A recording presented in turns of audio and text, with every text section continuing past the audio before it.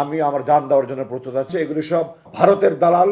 আমি দেশের জন্য কাজ করতে চাই, দেশবাসীর উন্নয়নের জন্য কাজ করতে চাই। কী ফর্মে কাজ করবে, কীভাবে কাজ, আল্লাহ আমাকে কীভাবে কাজ করতে হবে এটা সময় বলে দেবে, এটা আপনার সময় দেখতে পাবেন। অধ্যাপক গোলাম আজম ইতিহাসের সর্বশ্রেষ্ঠ বাঙালি, ওনার বিরুদ্ধে যা বলা হয়েছে এগুলি সব সব ভারতের দালাল, এগুলি সব ভারতের রয়ের মানে মাস্টার রোলের তারা বেতন পায়, এবং তারা তাদের যারা চাটুকার, তাদের যারা তোষামত করে, তারাই এগুলি বলেছে। খাটিকার দেশপ্রেমিক যদি বলতো, ওনার জানাজা ইতিহাসের বড় বৃহৎ জানাজা হতো না। 5-7 লাখ জানাজা হয়েছে। মানুষ যেভাবে চোখের পানির জন্য বিদায় দিয়েছে, পৃথিবীর ইতিহাসে সে এরকম নেই। যদি উনি অন্যায় করতেন, অপরাধ করতেন, কোনো অপরাধীর অন্যায়ের এই ধরনের জানাজা হতে পারে না। সারা পৃথিবী 4,000-এর মতো জানাজা হয়েছে, এটা হতে পারে না। আমেরিকায় 100-এর উপরে হয়েছে, সব মক্কাতে 100-এর উপরে জানাজা হয়েছে।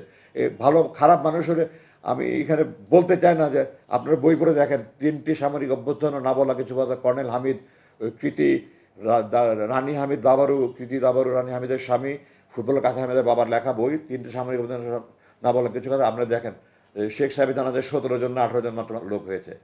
তো একজন যদি মানুষ খারাপ মানুষ হয়, আল্লাহ কোনোদিন তার জানাজায় মানুষ যেভাবে কেঁদেছে, আপনার জানাজা দেখেন, ওটাই আপনাদের উত্তর বলে দেবে, আমার কিছু বলতে হবে না।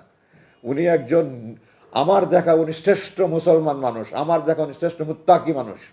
উনি ফেরেশতা তুলবেন। আমরা অভাগা জাতি ওনার খেদমত পেলাম না, এটা আমাদের দুর্ভাগ্য। আমার বাবা বলে বলছি না, আমি ওনাকে কাছে থেকে সারাটা জীবন দেখেছি।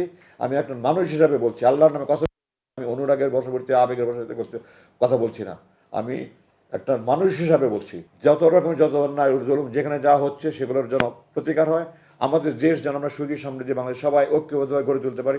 আসুন আমরা সবাই মিলে কাজ করি। আমি আমার জান দেওয়ার জন্য প্রস্তুত আছি। আমার পরিবারের পক্ষ থেকে, আমার সবাই পক্ষ থেকে আমি বলছি, আমরা আমাদের যা করে করার আমরা করবো ইনশাআল্লাহ। এই